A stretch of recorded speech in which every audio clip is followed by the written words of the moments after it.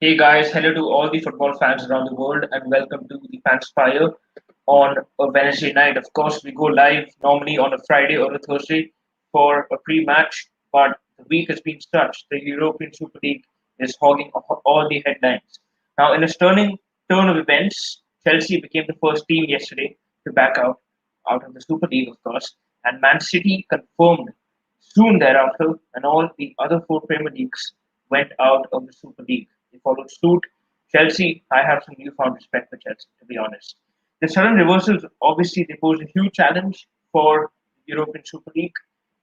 Now, the state is such that after a huge night in football, well, we've had three huge nights in football, to be honest, but after a big night and after a big decision coming through, the European Super League stands suspended. So now I'm going to be inviting all the fan panelists of the top six Premier Leagues of or the top six clubs of the Premier League, and we will have them on screen right now.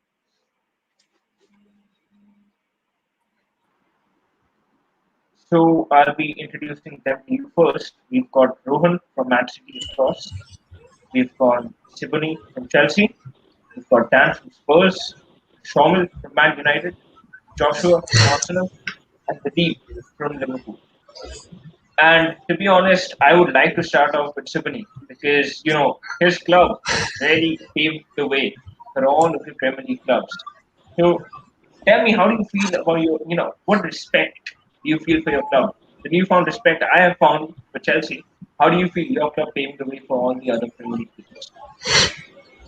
Well, nothing makes me more happy than knowing that my club was the first one to start the domino effect in taking down this European Super League, which I feel was an absolute farce.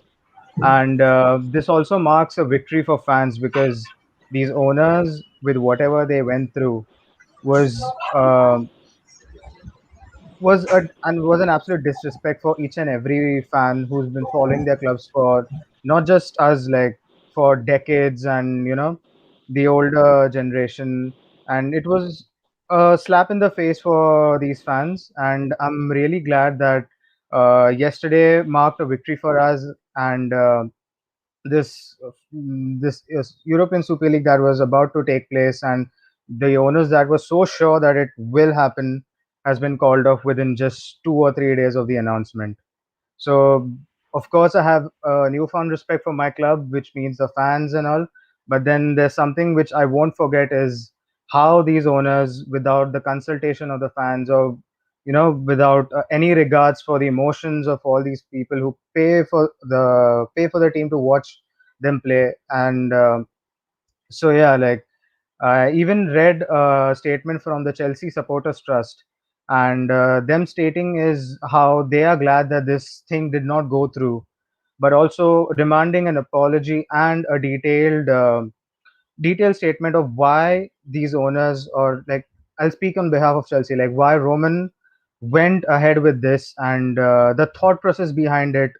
So yeah, this was not this was undone, but then like I'm glad it's over now. Well, obviously, you quite beautifully explained how you felt about the events of last night. And alongside Chelsea, there was another Premier League club which I feel joined ESL probably due to the feeling of being left out. To be honest, because in terms of monetary business, I don't think Man City really needed such a big boost. So, Rohan, how do you feel about Man City? For the way they were introduced and the way they left. How do you feel about that? Um, it's actually the way they were introduced was quite surprising because I wasn't very happy about Maxley joining the European Super League because and that feeling only got stronger as we kept reading the comments made by all the pundits and all the various other people. But then I the next like 2 mornings later I got up and I see that City have left the ESL, and I was very happy because it was fast, it was quick. They heard the fans, they knew what the fans wanted, and I would completely support what Siboney said. They knew what the people wanted, and they realized very fast that, oh, okay, this is wrong. you should not be doing this because it's a sport. It's not a business. Football is a sport and not a business, as so many people have said throughout the past few days. But I'm genuinely very happy that we pulled out of the ESL very quick and very fast. And if we were involved, like suppose any of the one of the Glazers was a vice chairman, or if any of the city member was the chairman or the vice chairman, then it would have been difficult for us to leave. But it was easier because we weren't much involved in the ESL, and that's what I like. We weren't much involved, so it was easier for us to leave. That's why you still see that some of the clubs, like the Italian clubs, are still struggling to leave because their owners are involved itself. Our owner wasn't involved. He wasn't involved, like he wasn't a chairman or co-chairman or anything like that. So it was easy for us to leave. And I was very happy. I knew that City was going to leave. I knew, I had a feeling, and that feeling came true. So I'm very, very happy with them leaving. True, well said. They were, I think, probably the last English team to confirm their presence in the league. And reports of City leaving were out as soon as I think yesterday afternoon. And after Chelsea did leave, City did follow suit. Coming to Spurs now, because as of now, they're the only team who have a manager sacked in the European Super League. So big record for Jose Mourinho, special one, isn't he? Because how do you go from here now?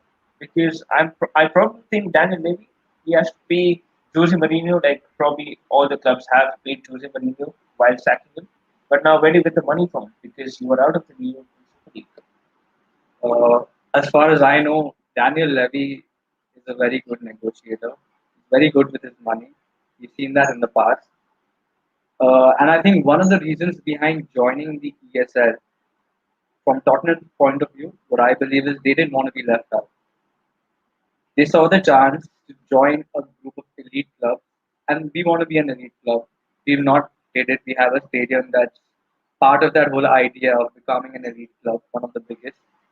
So we didn't want to be left out. That's why we joined it. So he had money on his mind, and I'm sure when he sacked Mourinho, he knew he would be paying a huge compensation package to Mourinho and his coaches. But he felt that it was needed. I mean, it's not because of the ESL. Fabrizio Romano came out and said that the whole tweet surrounding Mourinho refused to train the players was just not true. It was the sacking was coming. The fans were not happy. A good group of Tottenham fans were against Mourinho and the style of play. Some wanted Mourinho to be back more, but Levy had to take a call and he took the right call, I guess, for now. But I think the timing is a bit off. We have a cup final to play on Sunday. Mourinho knows how to win a cup, and if we win it in his absence, it's going to prick him, I guess. But we got to move forward. Ryan Mason's one of our own 29-year-old taking in charge of a club like Tottenham directly in a cup final is not a piece of cake. But Mason has said that he's going to give every player a clean slate. So we expect the likes of Deli Ali or someone like Harry Winks to come back in and play a good role for us in the latter half of the season. Okay. Before we move on to Joshua, I just want to ask you one question, Dan. If I would, you know, if football does allow you one dream manager for Spurs, who do you want right now? That's a good question. I think I would go for someone like Zidane. What he's done with Madrid this year, with the amount of injuries that we've had, there have been two big teams that have been complaining about injuries this season. One of them is Liverpool, and you've seen how Klopp's gone about with that business. We can blaming the wind and I don't know the grass and stuff like that. And then we have Zidane who lets his players do the talking. I think that spirit, if he brought to a team like Spurs, we would be winning trophies. Zidane is a dream, right? Zidane is the Zidane is dream. a dream, and we've got a question from Vinny, who has named Mauricio Sarri, who is the realistic one. That's what a lot of sources are saying. How would I've also heard rumors about Athletic Bilbao's coach Marcelino joining, but I don't think Sarri would be a good option considering he's tried his Sarri ball technique with Chelsea in the Premier League, and it started off well, but it didn't help him in the long run. So I don't think we should go to someone like Sarri. I think a young English manager like Eddie Howe or even Athletics coach is a good guy, but I don't really worry about that right now. I'm worried about my cup final on Sunday. You're worried about a cup final on Sunday. Yeah, yeah, yeah, yeah. What make the small clubs like Tottenham and Arsenal to win the Super League? Well, that's a question which will obviously irk some fans and will also, baffle some other fans too. Because, well, not just taking Tottenham and Arsenal in question, taking, get the question asked But by I would like to UK say things the too. fact that I would like to say the fact that small clubs like Tottenham and Arsenal were in the ESL. It's more a testament to the supposedly big clubs. We're in the same game. We're big right now. We don't have the trophies to back it, but we have the money to be there, sitting at the table with the big clubs. True. So I'll shift from one North London club to the other North London club. You're both wearing white today. So one common thing, one very minute common thing. Joshua, how happy are you? Because I know your love for Stan Kroenke, right? So how happy are you with the out, going I out of the mean, it was definitely a good financial boost, but it's not the way we want to get into a elite competition. Like we need to earn our way to reach that elite competition. Like the way we need to get back to Champions League and not like just stay because our owner is ready to join the Super League and then play in such competitions. I don't think we are right now there to play such competitions. We still need a lot of investment in the squad, a lot of changes around. So I think I'm really happy that we are not part of it. I mean, we eventually joined and then left because we were the I think co-founders since Stan Kroenke, like he was the co-founder of this Super League. So I think it's good. I'm happy right now. All the fans are satisfied. So that's one thing I'll say. American fans, American owners have got their fans really irked up, really angry. And brings me to Vivek Gupta from Liverpool, because I have to agree. I think most of you will agree here that when Liverpool played Leeds, most of us were looking up to Klopp, probably standing up to the ESL. We expected Klopp to say something because this league was against his belief. Well, he didn't exactly stand up, but he did make his thoughts quite clear. Of course, he is an employee; he could not do that at that stage. But Vineet, how do you've also seen a video of Henry, your owner, who was quite emotionally said sorry, and he's posted that video around everywhere on social media. So how do you take Henry's apology, and do you see Klopp part of the future if this does happen in the future? In my opinion, the damage is done already. His image for the fans, I really don't see an image for him anymore. Um, eh, I don't buy the apology personally, but I would be glad if it's genuine, but personally, I don't buy it. And for me, I'm all the way FSG out. So I asked you about Klopp's future, of course, because if this does go through, probably say this kind of proposal might just come again because it's happened one time, right? Now all the fans, as Siboni said, it's happened once, right? So now all the clubs know that, and all the clubs in the Premier League and the world know that it can happen anytime now. Now that it's been brought up once. So how do you see Klopp reacting to it if it does actually happen in the near future? See, for me, huge respect for Klopp because right before the Leeds game, he gave a powerful statement. He was against the Super League. And see, to be honest, if the Super League goes through, Klopp is the first one to walk away from the club, and I'll be with him.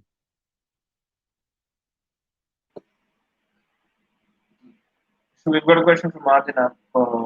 Deep, how do you feel when Liverpool stood with the fans for the Super League? Obviously, seeing that my captain took the initiative to talk to all the other club captains, that by itself is a huge deal for me, And then when all of the players, all of them standing together with the "You will never walk alone" tweeted on their profiles, it just made me proud, And obviously, it knowing that your club is with the fans is always a relief, because they play for the fans and they should walk with the fans. Well, out of does Liverpool FC does not survive on FSG money? Your response to that? See, to be honest, literally any club or maybe any manager or I mean owner, if any owner goes through to buy Liverpool, they'd be ready to fund, especially when you have a vocal manager like Klopp. The moment he was asked about the Super League, he lashed out against FSG, And if we get a different owner, I mean, I'm sure they'll provide with the same resources, and that the owner shouldn't really be the problem there. Yeah. Well, out of all the top six clubs, of England, I'm pretty sure Shawmill was the one celebrating last night because he doesn't have one news to celebrate. He has one big hero, one big Old Trafford hero, Ed Woodward, stepping out. He probably have a statue made. But how do you feel about that? First, the ESL. Tell me your thoughts on Man U exiting the ESL. Well, obviously, like every other person, I'm happy that Manchester United, that their club has left the ESL and so is mine. Because I think it was an absolutely ridiculously weirdly made tournament. Because they won the top big six teams from the Premier League, the top six rich teams. Because if you look at the top six teams, Leicester is currently above Tottenham and Arsenal. So why weren't they in the bracket or top six? Several teams. I think even if you look at AC Milan, until the last season, they hardly made it to the top five in the Serie A. So how about they in there? So this whole league was just a league of who the richest owners came together in the probably they all thought like we'll make a league in which the rich teams will play and the money will just be with us in the European money. So I'm happy that Manchester has backed out. Obviously, it was really disappointing to see that the person who runs the club, Joe Glazer, is one of the person who was the chairman of ESL, and that was shocking. But obviously, he's put out a apology now, which no one's going to buy from him. He's just put it out now. No one cares about that. But obviously, the happiest news that I got was Woodward leaving, and yeah, nothing else gets me more happy now. True. So, well, we've had all of your opinions, and I don't see any fan who's probably said the majority of fans, not just here, the majority of fans worldwide have said that they did not want this league to go through the way it was being planned at least. So now, of course, we have to salute the efforts of someone like a Boris Johnson, because being the Prime Minister of UK, somehow he took it on himself to get the government trying to ruin this league. So tell me, there is a new reform they're trying to make, the German kind of reform where fans might be given the power. So, how many of you think that that might be the solution to all of these problems going ahead? I would want to start with Joshua. Definitely a good thing, because if fans are given a opinion, like their opinion does matter, so they should be given some part of the decision making in the club. Like the owner cannot just like come like just make decisions like how this ESL being part of this tournament all of a sudden, like it doesn't make sense. Like we didn't even know till like later on that we are being part. Even the manager didn't know, the players didn't know, the staff didn't know. It was a surprise. And if once the fans get this thing in the club, I think it definitely will be a boost for us. And definitely we want Karonke out. Horrible. See, I want to point out that even when the majority of the decisions didn't lie in the hands of the fans, they still came through, right? I mean, people keep saying that the European Super League was cancelled because of how vocal the fans all around the world were. I mean, imagine if you give the majority of the club's decisions in the fans' hands. I mean, sure, there would be a few decisions in the beginning that would go maybe not the traditional way, but then big decisions like this, where the majority maybe agrees on one thing, which is quite rare in football, uh, does happen, then obviously the fans should have a decision for their club. I mean, see, now say that 350 million. Say we are getting the 350 million for clubs like Spurs and United. I have this question: how much of that money do you think would be invested in the squad? How much of that money, and how much would be pocketed? Zero, zero. 350 goes to at least NFL. Exactly. So like it basically was just money being pocketed by our owners and nothing inside the squad. See, I Yeah, gotta, even I I gotta want to jump say in. I this. gotta jump in. I gotta Yeah, jump in here and say something Yeah. that we're not understanding how this whole COVID scenario has played out with terms to big clubs. Clubs like Madrid, who are currently renovating their Santiago Bernabeu Stadium to one of the best in the world, they've been hit on a huge level. Barcelona is in debt. Spurs is not doing any better. Arsenal had to sack 55 of their employees, but still managed to get this whole thing going. That's a different story. But the whole point is these organizations, they're employing a lot of people. When we're talking about these big six clubs, they're not just big six by terms of trophies and all. They're big six in terms of an organization. So they have to safeguard their employers. This 350 million that would come in would help safeguard them in a situation like this. I'm not defending the people who try to make this. I'm trying to give you their whole POV behind this. They were going to get like a huge 350 million per team plus the winning the whole tournament would give you 7 billion something like that. I don't know, but they needed that money to keep huge organizations like this running. So we got to look at it from that perspective. But there have been some uh, proposals from the ESL that should be applied in football. Apart from this 50 plus one whole ownership thing, there was another issue that was raised was a salary cap. A salary cap where players should be paid a certain amount and not more than that. Crazy sums like 222 million on Neymar and stuff like that. Ozil getting paid 350K a week to sit on the bench. I mean, that kind of money could be utilized better. So a salary cap is something that would I would like to see, and also an agent compensation cap. People like Mino Raiola and others, they are making shitloads of money because of numbers like this being projected around. So the game needs to change. UEFA needs to change. FIFA needs to change. But everybody has to work out the correct way to do it. definitely. So let's take a question from the fans. I have a question from Vineet there and from Arden, of course. What about the new Champions League format starting 2024? So, I just want to give a brief introduction of whatever I've read on it so far.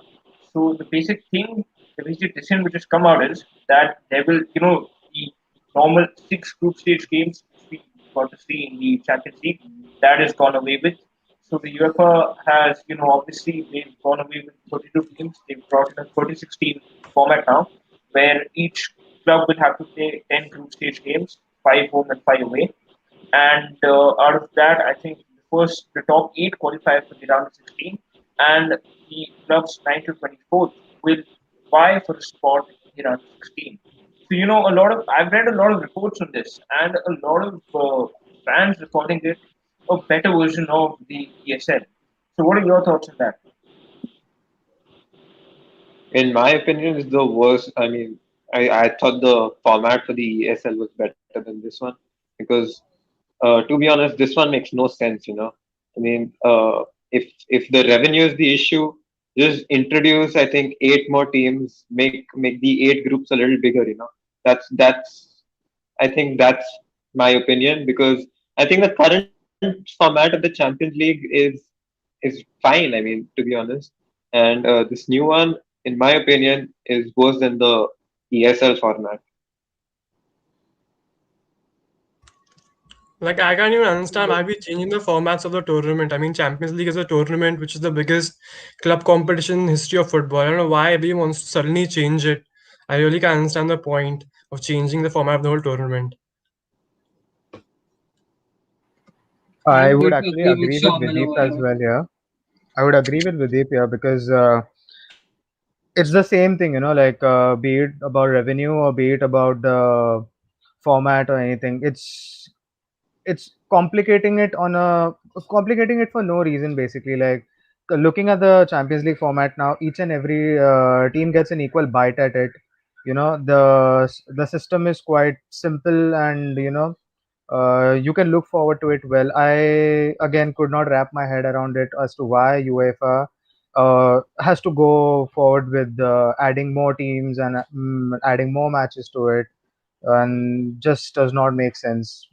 For the revenue, for extra money, maybe yes, but it's again a load on the players and the managers and the entire schedule for these clubs, I feel. See, at I this think point of that this is time, a bad uh, decision, but okay.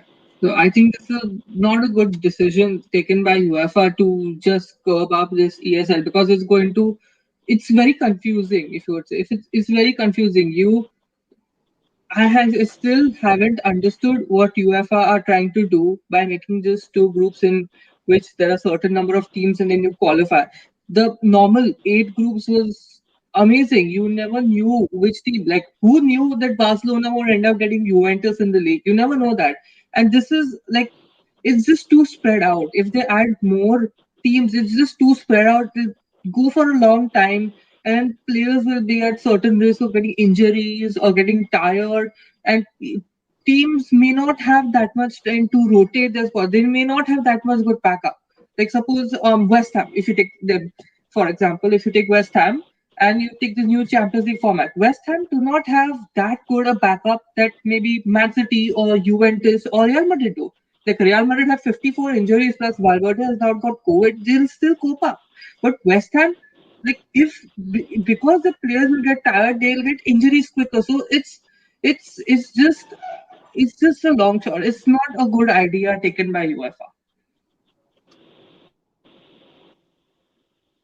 I mean, I agree with his point right now because especially when you see in the Premier League itself, you've got Leicester right now in one of the Champions League positions, and their last few games haven't been really good ones, because you saw Vardy getting injured first, then they trailed off for a second, then Madison picked up, then he got injured, then Barnes picked up, then he got injured, and then finally they've just been dropping points game in game out, and see it's teams like this, the ones who don't have that kind of a squad depth and they have to play more matches just for the sake of it.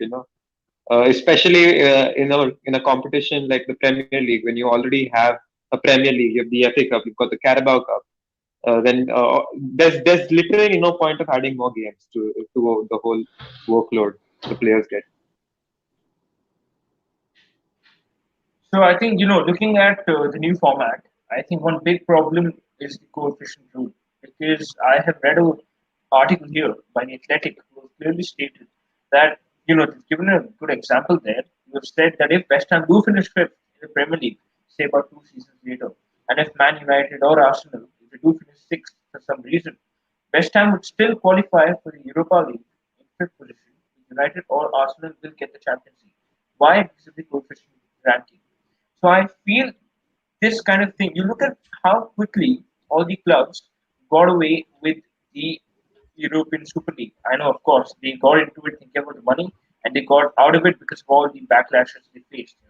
By all the fans, the government, everybody stepping in.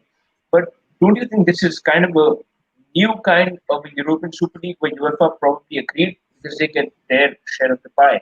They're getting money out of it, hence they've created this new format. So how do you think this is different in the European Super Well, personally, I don't This think it's any different. I think it's just the other way that big clubs wanted to play in the European leagues. I think Arsenal Kroenke, and like I don't think any Arsenal fan. I think Joshua agree with me that wants Kroenke in, and the major reason that he's not invested in the club, and also isn't turn up for any games.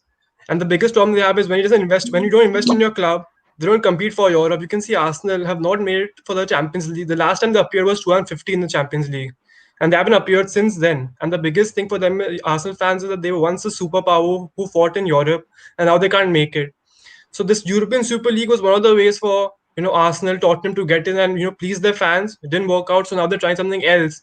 And again, this is just the same thing. They've introduced this new rule. Suddenly they'll put this new rule saying that all right, okay, whatever happens, Arsenal, Tottenham, Manchester United, Man City, Chelsea, Spurs, these big teams will always compete in the Champions League, and the other small teams will have to make a way to to the Europa League. I mean, I have to agree to what he said. That I mean, it is basically ESL trying to be like merged with the UCL, because these top like teams like Spurs and Arsenal definitely are not uh, reaching that level of the Champions League, and they're just getting up like a promotion straight up. Like I don't know, it definitely is a boost for us. But I don't think it should be given priority. Like should they should either have the fifth spot given to the UCL, something like that, or I mean that does make sense than just letting Arsenal just go or Spurs go through for the Champions League. Again, let me just chip in here and let me give another side of the whole story. Let me show some facts and numbers over here. Like, so Premier League, a lot of Premier League teams in the Big Six are also owned by NFL owners.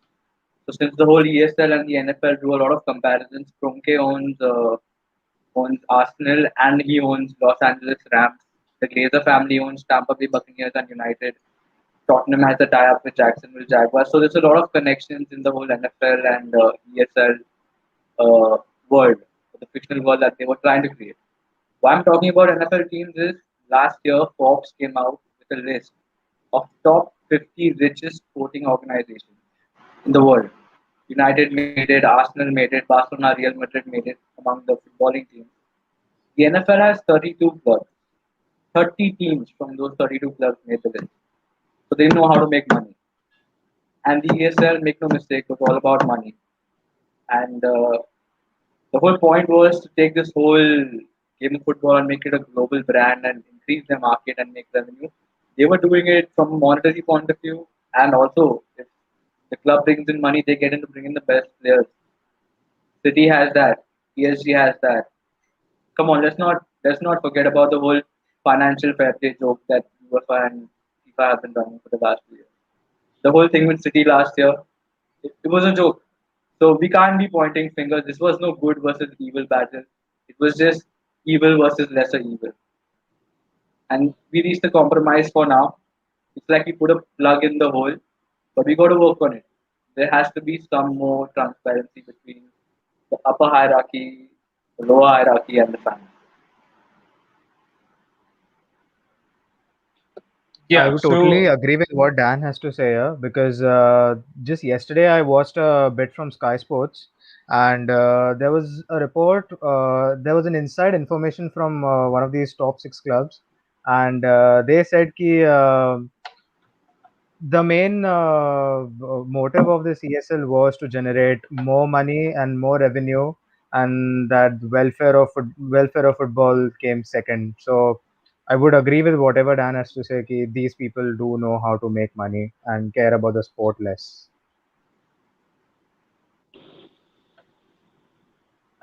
so you saw a big question which is on the screen right now. That second part of the question did say how is it different? Because if you have a look, what I just said, about UEFA, it's just trying to keep the owners happy and getting their share of the pie. So, we had this said in yesterday's live too. Check the link out, of course.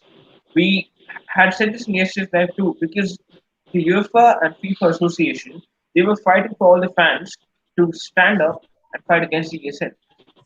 Do you really think they cared about the fans? They don't, because now as soon, do you think Sky, BT, do you think all of these brands are going to stop, taking subscription fees? Do you think UEFA and FIFA are going to probably start giving out a little bit more money to the smaller teams? No, that all of that isn't happening. The only reason Seferin, called all of these people a snake is only because they weren't getting their fair share of money.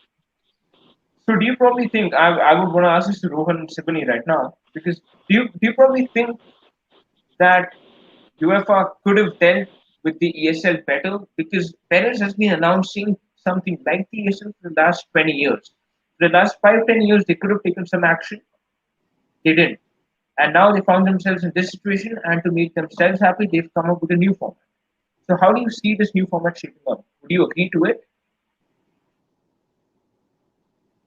Again, I feel it falls in the same ballpark, and because UEFA falls under this, very credible source kind of thing, and it's been going on from a long time.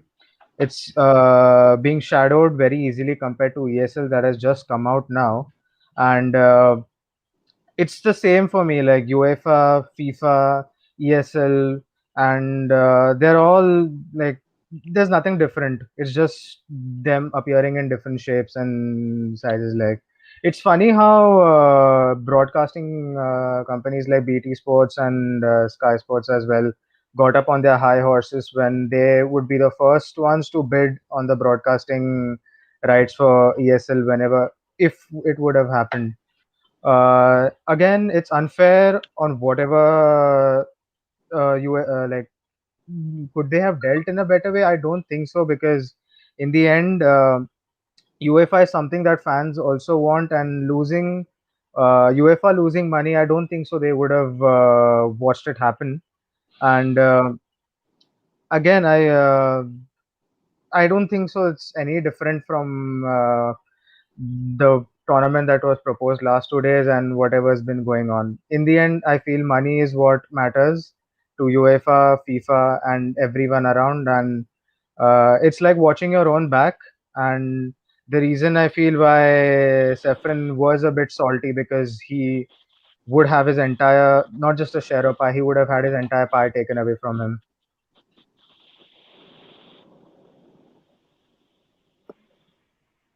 Rohan, would you like to? Yeah, so I would agree that UEFA is they do have some sort of greed because they propose this idea of changing the format of the Champions League. I feel that they want the attention to now start coming to them. People will start. They want the popularity so that they want the fans to watch them so that they earn the money and they exactly. It's just a money matter now. Even UEFA they have handled the ESL situation at good in good ways. UEFA, FIFA both have coped up with ESL situation in good ways, but still UEFA still has some greed.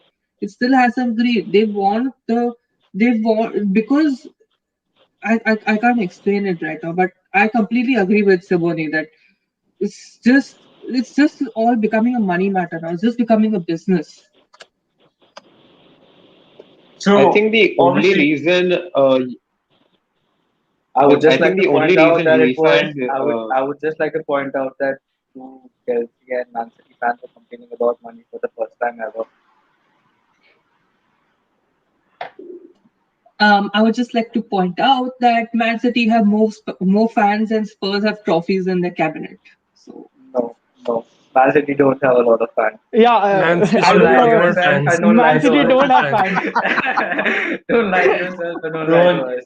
Rohan, See, you I'm not just went up complaining wrong about alley money there. here. Like, I'm not going to complain about money, because since the injection of Roman's wealth, we've reached where we are, to be honest. And I'm not against money in football, because nowadays, to win trophies you need money, to have a better squad, to build a, you know, have a better institution to play on, to have a better squad depth, to last all these four competitions with back to back matches, whatever happens. So Dan, I'm not against money, I'm not complaining against money. It's just that I feel we are at a better position than Spurs. We have better pull power than Spurs. Is why it, even though if I feel you do have money, because looking at your stadium, it's pretty obvious that y'all are not short. But then we attract better things than Spurs, I guess. That's one shot taken as a Spurs fan. Now we've got a question from Pranav, who has said that United have just got a week off after playing from the start of the season. If more games are added, it will be difficult for players physically and injury to important players to mess up the season for teams. So Shomil, he's made a very fair point there. How do you look at the introduction of more league games in UCL to attract revenue, but the fear of losing your players out of the season? Yeah, definitely, I agree. I think see, everyone can agree. No one wants their top players to get injured here. Because you can see Rashford has been playing with an injury from last season. The guy can barely. He's been every training session. It comes out that the physio has told him you may have to sit out for the game, but he's still playing every game. So including more league games is not troublesome just for Manchester United. It'll be troublesome for teams like Spurs, for teams like Arsenal. I mean, who don't have the squad like that of a Man City, that of a Chelsea. Our squads are much more. We have good players, but like our squad bench isn't that good as their bench, so that'll be a trouble for us. And especially if you think about it, like more league games makes no sense because it's just after one point of time, like it just you get bored of watching the same things happening. Imagine if inclusion of league games or in the Champions League, there are four teams. You play against each twice. What if you play against each other thrice? Then where's the third match going to happen against them in a neutral stadium? There'll be a trouble for the traveling fans. The traveling fans have to from England have to travel probably to Spain. The Portugal, the teams from Belgium have to travel to Spain. That'll be again troublesome. I think this whole league game. I don't know why they want to add more games. Already half the players we can see are playing on wheelchairs. Half of them are injured by half of the time. So I don't think the addition of more league games makes any sense for me. Yeah, I think the Deep had something to add there. I mean, I just wanted to say that I didn't want to speak as the average Liverpool fan, but just look at our squad right now, guys. I mean, that's all I want to say. Look at us. I mean, from the beginning of the season, I mean, not to be moaning about it, but see, we've been playing the same amount of games since the last three, maybe 4 seasons, and we still end up with these many injuries. I mean, I'd blame it on the lack of preseason, but see, adding more games is just going to add the heap of players lying outside, and that's something I'm not looking forward to seeing. I wanted to add something over here. As Videep said, that's the perfect example of what I did for West Ham. They did not have good backup. They kept getting injuries because they had a lot of games to cope up with. They did not have good backup, so the players kept getting injured. At the starting of the season, Liverpool were top. At the starting, I think till game week 10 or 12, Liverpool were top. They were top. They were playing very well. But suddenly, as the injuries started coming in, the players kept getting tired, and it was all a mess for them. So now they're where are they? Sixth, seventh? We don't know. It'll be. I'm just saying this that it would be a miracle right now with this situation. It would be a miracle if Liverpool survive and get into the Champions League somehow. With the other teams, West Ham performing at full, Chelsea performing at full, everyone is playing very well. Leeds held them to a draw yesterday. This is what I'm talking about. A team can never be perfect. You cannot have the perfect backup. You cannot have the perfect starting. Every team has some flaws or the other. So this is the situation that they are not understanding. That if some team doesn't perform properly at once, then are they perfect? Should they be there? So that's what I wanted to say. And I just want to say that given the current situation we are in with COVID, if you keep more league games, players are already getting injured. So imagine you keep more league games, your players get COVID, half your players, some of your top players get COVID, some of your top players get injuries. What are you left with? You're left with a half average squad. So that kind of makes it unfair for everyone. So with the current situation with COVID in the picture in the world, I don't think this league game should happen, especially in Europe. It shouldn't happen at all because traveling in itself currently is a risk. So you do that, that's a risk for the players, and also getting COVID is also a risk. And then the season may also be But troubled for that. I think this is 2024. I think Yeah, it's 2024. Yeah, yeah. I mean, till then, I hope COVID is ended by then. But we all uh, hope. We all hope We together. never yeah, know. but Everyone thought in Jan by this May, this April, it would have been virtually gone. But it's now increased. A new strand has come. So we never know. Maybe 2024, a new virus can come. Then how will they cope? oh my, the fella's gone extra virus. No, So, no, so, no, so we we've don't know we've that. I'm got just saying it's unpredictable. We never know. so we've got a question from an ardent Liverpool fan. Someone, of course, who has asked Joshua here. Your thoughts about Wenger talking about the ESL about a decade back? Will someone like him heading UEFA now at this prime time with Karl Heinz be helpful, or was he just a great manager? I mean, Wenger was a visionary. He predicted, like, he expected something like the Super League to be there, and he said it back then. I think he would be a great fit in UEFA since he basically has been there for our club for more than 20, like 2 decades. Yes, yeah, like 20, 21 years. So I think he would be a great fit in UEFA. Okay, so we've got Soumya Shah with a question because of course Tottenham Hotspur are playing tonight and first game for Ryan Mason. So number one, what do you think about Jose sacking Dan? Yeah, Jose is sacking. I don't want to be biased. I don't want to take sides. You got to look at it from the larger perspective. When he came in, what he wanted, did he get what he wanted?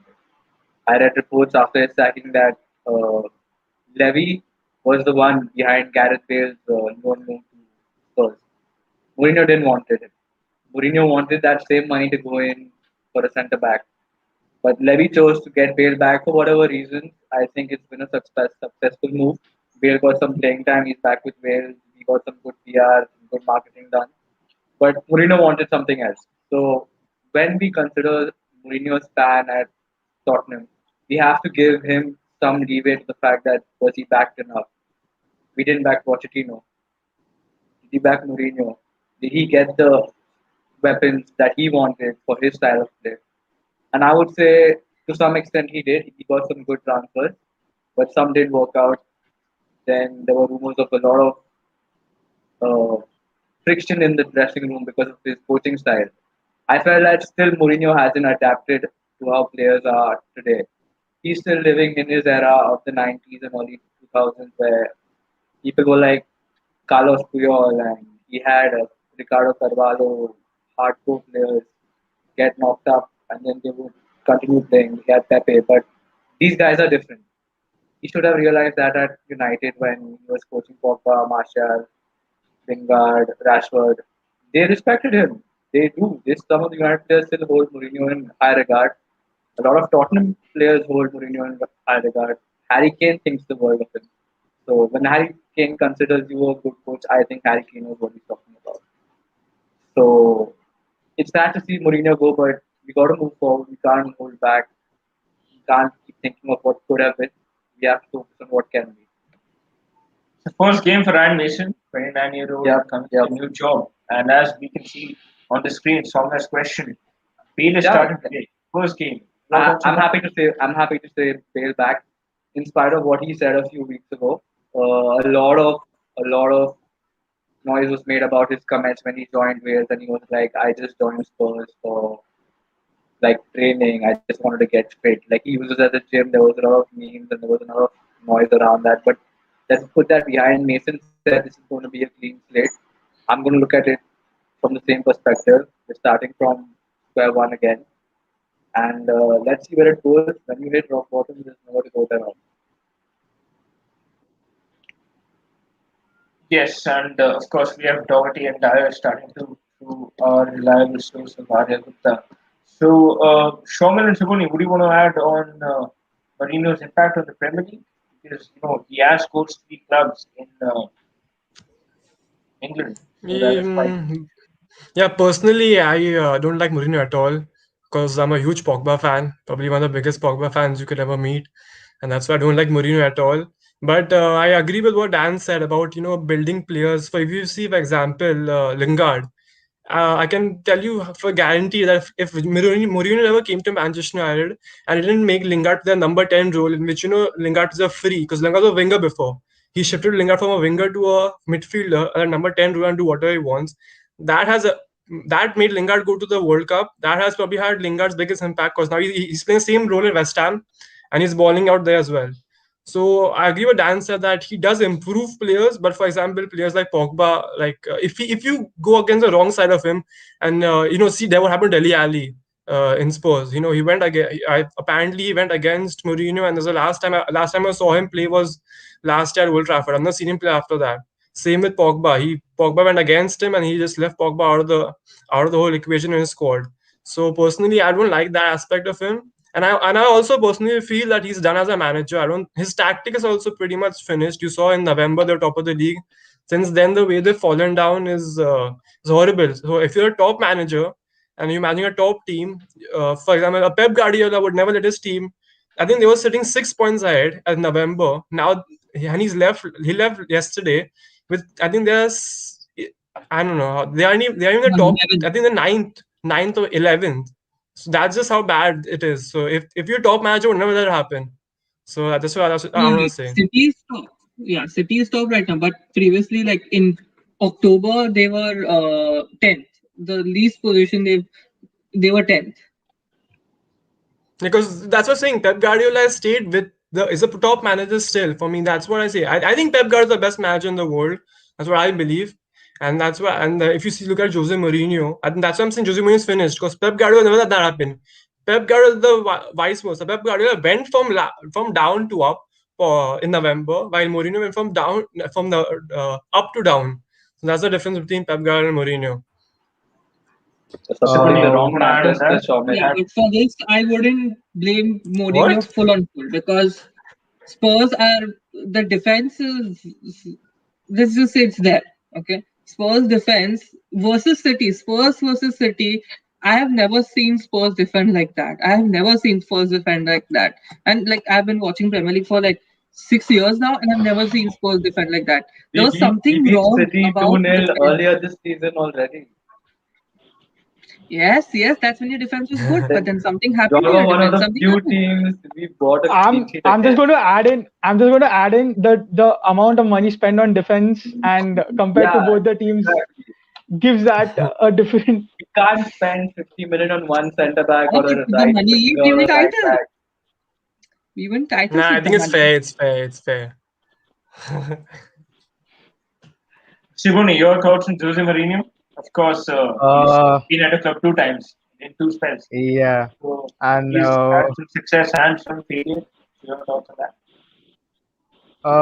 whatever people say, Mourinho is still the special one for me, and I feel he was the one that put us on the map in England and in Europe. I feel with the back-to-back trophies in back-to-back leagues in his first stint, and of course, what I feel about Mourinho is he's not finished yet, but obviously he's on the decline because as football is evolving, has evolved around the years, you as a manager with your tactics also needs to evolve. I think the best example I could give you is Carlo Ancelotti as well, because if you look at the clubs he's managed, Milan, Madrid, PSG, and Bayern. From there, he's managing Everton now, which it's not. I don't think so. It's fair to blame the players as well all the time, but players also are to be blamed sometimes. Uh, when players don't turn up, like the Europa League knockout fixture against Dinamo Zagreb, I guess y'all played. The first leg, I guess, was pretty decent. Your Spurs won the game 2-0, and the away leg, the players never turned up, and it was a very dead game. Another place where Mourinho does fall is, I guess, the players that he wants, but the players that he gets.